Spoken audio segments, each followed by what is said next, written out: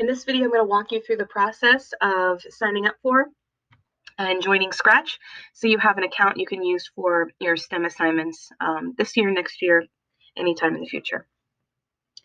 So the very first thing you're going to want to do is go to the Scratch website. If you look under assignment number 2 in Google Classroom, you'll see that I have provided a link that you can click on to go directly to the website.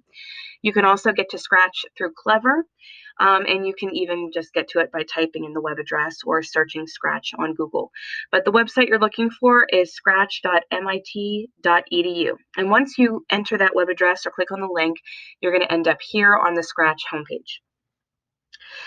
So I'm aware that some students may have used Scratch in the past, either in elementary school, maybe a summer program or summer camp. But what I'm asking every student to do today is to create a new account that they will be using exclusively for their assignments in my class from this day forward. So if you have your own private account, that's cool, keep it, use it. But for your classwork assignments for my class, I'd like everybody to create a new account today. So once you go to that main page, in the top right-hand corner, you're going to see options to sign in and to join. And I want everybody today to first click on Join Scratch. Once you click on Join, you're going to land on this page right here, where the first thing it's going to ask you to do is to create a username. Now, this is really important that you listen to this next part because there are rules for what you can pick for a username.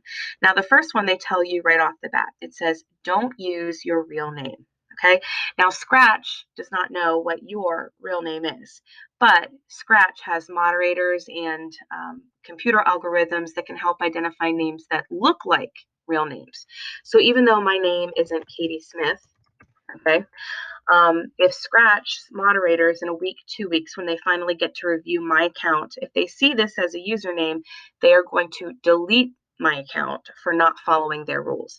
So your username cannot look like a real name. Even if it's not your real name, it can't look like any real name. Okay, that's the first rule. The second rule is that your username has to be appropriate. So you don't want to use any inappropriate words, any inappropriate numbers. And for the same reason, in a week, 2 weeks, whenever Scratch's moderators review your account information, if they see a username that's inappropriate, they're very serious about making this an environment that's safe for kids, they will delete your account right away, and you'll go to log in and find that your account and all of your work has been deleted. So you want to make sure when you are creating a username that you are creating one that is appropriate and does not look like a real name. If you need to ask if your username is appropriate or not, my general rule is it's not appropriate. If you have to ask, it's not appropriate. Please pick a username that you do not have to ask about, okay? So creating a username. What I'm going to do is I'm just going to create a new account here with you. PJMS STEM Student 20. And the next step is you're going to create a password. Now it says to write it down so you don't remember and don't share it with others. So your assignment today after you complete joining Scratch is I'm going to have you put this in a vault so that you can retrieve it later in case you forget, or I can retrieve it for you later if you request me to. So create your password. It's going to ask you to type it twice, and that's just to make sure that you're typing the same thing twice and you don't make a mistake whenever you type it. So I'm going to make mine simple, PAS5WORD. Okay. And I can see it's the same in both boxes. So once I've done that, I can go ahead and I can click next. The next step is it wants you to select what country you live in. So you're all students at Thomas Johnson, which means that you all live in the United States of America. You click next. Next, it's going to ask you when you were born. Go ahead and choose your correct birthday. I'm just going to make one up. Okay, and the next thing it asks is what your gender is. So you can identify as female, male, non-binary, some other gender, or you can prefer not to say. So you can select whatever you're comfortable with and go ahead and click next. Now this last window, this is the one that aside from your username is also very, very important, and that's where it asks for your email. Okay, it's important that you provide an email so that your account can be approved and you can, I guess, get the ability to and this actually, whenever you sign up, it might ask for your parents' email. I just realized because I think I put in my birth date as I was over 13. Most of you are under 13, and that's just fine, but it's going to ask for an email on that last page. Once you get there, it's important that you do not use your PGCPS email address. And the reason why is because as a student in Prince George's County Public Schools, your student email address is not able to receive emails that come from outside of PGCPS. Now, you can get emails from other students or from teachers or other people that have pgcps.org emails, but you cannot receive any emails from outside of PGCPS. So if Scratch sent you an email, it will never be delivered. PGCPS will block it before it gets to your inbox. So it's important that you do not use a PGCPS email for this case. The one exception to this would be a teacher's email address. Me, as a teacher, as an adult, I am able to get emails from outside of the network, from Scratch, for example. The reason why it's asking for the email on this last page is because an adult, because of your age, needs to verify your account.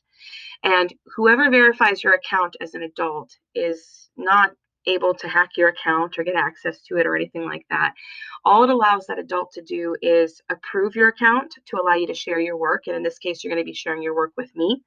And it also allows you to ask me to reset your password in the event that you need it reset or you forget it.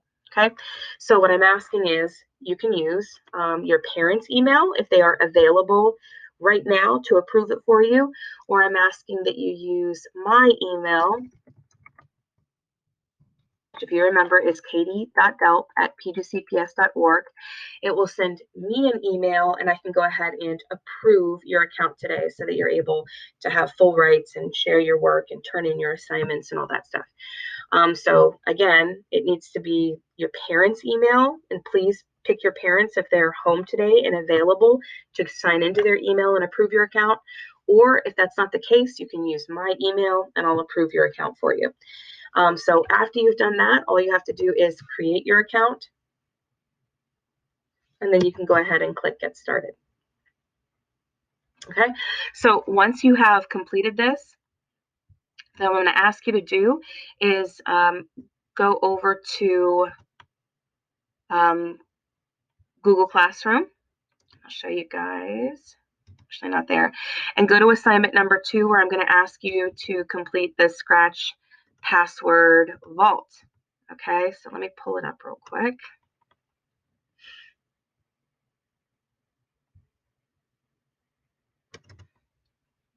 Okay, so the assignment looks like this, and it's really, really simple this week. After you've completed this process and signed up for your account, what I'd like you guys to do is to go into the Scratch password vault and please type out your Scratch username. So in my case, it was TJMS STEM Student 20. And my password is PAS5WRD. If you look at the instructions up here, I've said below, please fill in the username and password for the Scratch account you created. This account should be used for Scratch class assignments only. So the account you created today is just for your work for my class. This document will not be accessed by me or anyone else without your permission. So after you turn it in and I see that it's done, I will not click on it to open it, to hack your account. I have no interest in that. This will just be for you to open in case you forget your password, or if you lose access to your Google products and you need me to do it, then I can do it for you if you request it. But otherwise, this is going to stay private. But please, please, please make sure that whenever you're done with it, that you go back to Google Classroom and you click Turn It In to submit it whenever you're done, because this is one of your graded assignments for the week. Okay, so if you have any questions, please type them below in the comments below the assignment or reach out to me.